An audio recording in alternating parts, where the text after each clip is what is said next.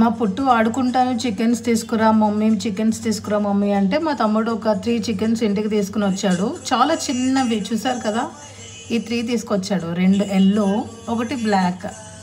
కానీ ఏమైందంటే 3 డేస్ ఉన్నాయి ఎల్లో చికెన్స్ 2.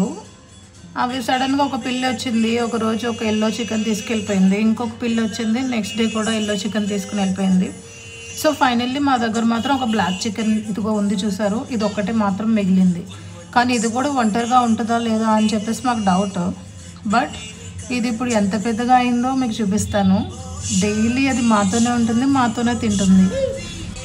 ఇంట్లో మనం మామూలుగా ఏం ఫుడ్ తింటామో ఇది కూడా అదే ఫుడ్ తింటుంది. దీనికంటే స్పెషల్ ఫుడ్ మేము ఏం పెట్టట్లేదు. మనతో పాటు వెజ్ తింటుంది, నాన్ వెజ్ తింటుంది, అన్నీ తింటుంది. దట్టు దీనికి కొంచెం ఆకలి ఎక్కువ ఉంటుంది. చెప్పండి, మీలో మా చికెన్ ఎంతమందికి నచ్చింది? మా ఇంట్లో అందరికంటే ముందు ఈ చికెన్ లెగిస్తుంది అండ్ సౌండ్ కూడా చేస్తుంది. ఆ సౌండ్స్ వింటుంటే నాకు భలే అనిపిస్తుంది. ఎందుకంటే యూజువల్గా మనం బయటే వింటాము, కానీ ఇంట్లో అరుస్తూ ఉంటే మార్నింగ్ లేచి వావ్ బాగుంటుంది.